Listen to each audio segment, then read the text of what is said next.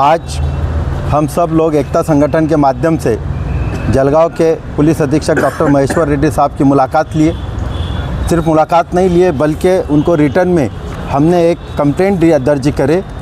जो घटना बेटावद में सुलेमान खान के साथ हुई थी, जिसको 11/8/2025 को मार दिया गया था, गुना रजिस्टर 288/25, जिसमें मॉब लिंचिंग का हमारा जो गुना दाखिल हुआ था वो सबसे पहला महाराष्ट्र का 103(1) और 103(2) दाखिल हुआ था, जिसमें पूरे महाराष्ट्र नहीं बल्कि इंडिया के पॉलिटिकल से लेके सोशल लोगों से लेके सभी लोगों ने बेटावद में हाजिरी दी थी और ये कहा था कि सुलेमान के साथ न्याय होगा।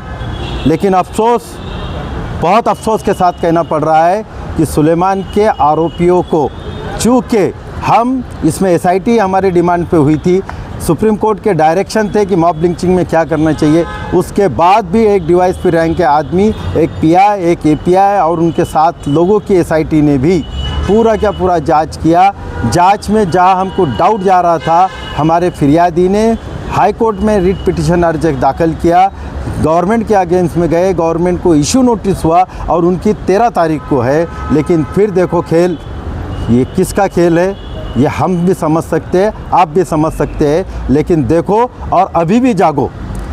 11/8 को गुना दाखिल होता है, 12/8 को आरोपी पकड़े जाते हैं और 11/11/2025 को डिफ़ॉल्ट बेल करके 1 से 4 आरोपी जो 12/8 को पकड़े जाते हैं, उनके चार्जशीट 90 दिन के अंदर नहीं आई, 91वें दिन आई। इसके लिए उनका डिफ़ॉल्ट बेल मंजूर करती है जामनेर की judicial magistrate, not session court, not high court, judicial magistrate. Default bell सिर्फ ये बेस पे मंजूर करती है कि 91वें दिन तुम्हारी चार्जशीट आई। जबकि अभी SP साहब से हम मिले, SP साहब ने बहुत डिटेल में बताया कि हमने चार्जशीट जुम्मे के दिन यानी 87 डेज़ को सबमिट किया था, उसमें कुछ क्यूरी निकाला क्लर्क ने और वो रिटर्न किया। शनिचर इतवार कोर्ट छुट्टी थी, पीर को जब मंडे को दिए हमने और मंडे को वो 91 डे आया। इसके लिए किए हमने 2 डिमांड रखे थे कि साहब उनकी विभागीय चौकसी की जाए और दूसरी थी हमारी कि आप इमीडिएट शासन इस पे जाके सेशन कोर्ट में डिफ़ॉल्ट पिटीशन के अगेंस्ट, डिफ़ॉल्ट बेल के अगेंस्ट वो बेल कैंसिल कराए। सर ने हमारी दूसरी डिमांड को इमीडिएट एक्सेप्ट कर लिया है और कल के कल यहाँ पे सेशन कोर्ट में वो एप्लीकेशन दाखिल कर रहे हैं सरकार की तरफ से कि उनका बेल 1 से 4 नंबर का आरोपी का बेल रिजेक्ट किया जाए।